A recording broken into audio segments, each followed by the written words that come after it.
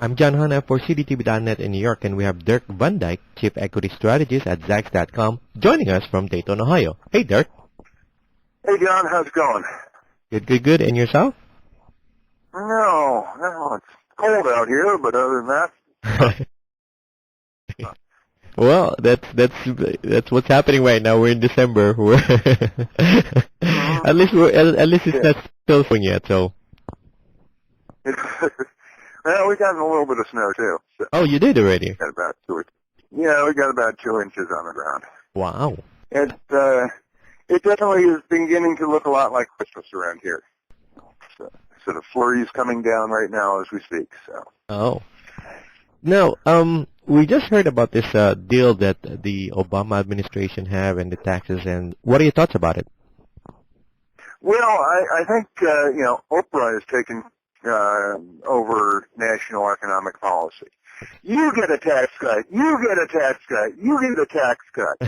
While this deal does increase fiscal stimulus, which is something that the economy desperately needs right now, something that listeners who have been listening to me for a while I've been calling on repeatedly for the last year to get the economy moving again.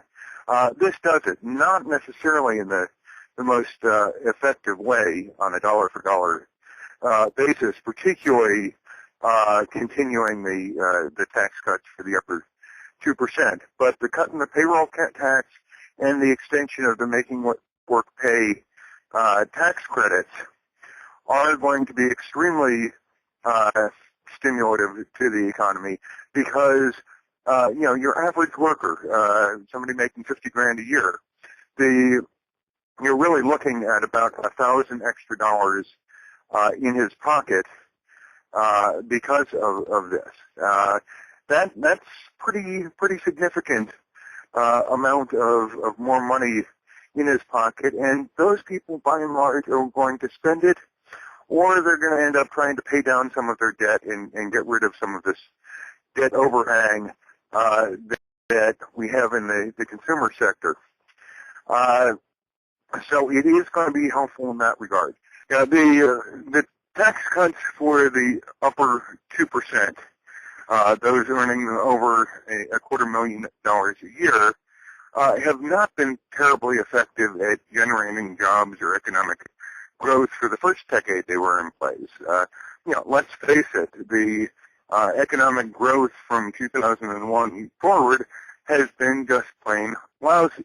Even at the supposedly the height of the big Bush boom, it really wasn't that spectacular, particularly if one factors out the effects of the housing bubble. There's just like no real growth going on there at all as a result of these tax cuts. So it seems a little strange that people are all of a sudden expecting them to go from being totally ineffective to being highly effective all of a sudden in year 11.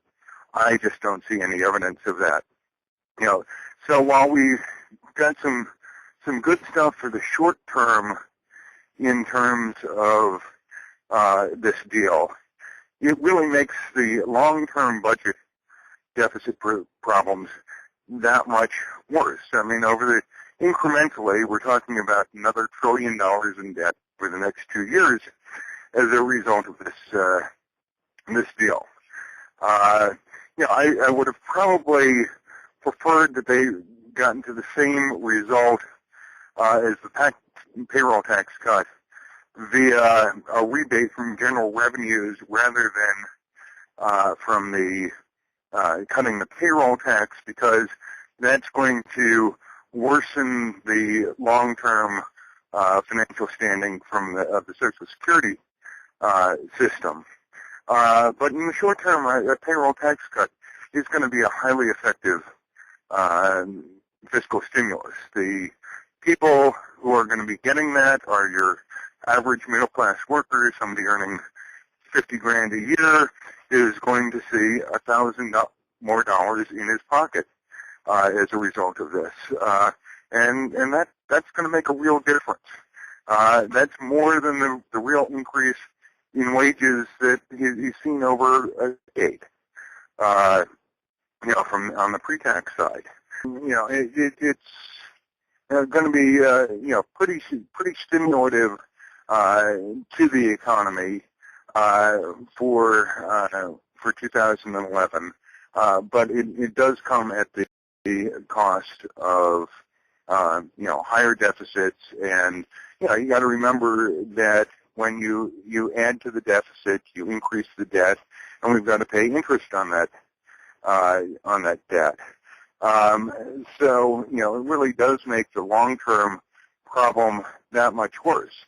I mean, after all the cuts in the Simpson-Bowles proposal or in the Rivlin-Domenici proposal, those two big commissions that have been looking at that problem, right? All those cuts and restructuring and all that, they all add up to the same effect as having just let all of the Bush tax cuts expire. Now, that would not be a really good thing to do right now, but it would be the single most effective way, and the stroke of a pen, or not even, because you wouldn't have really even had to do anything.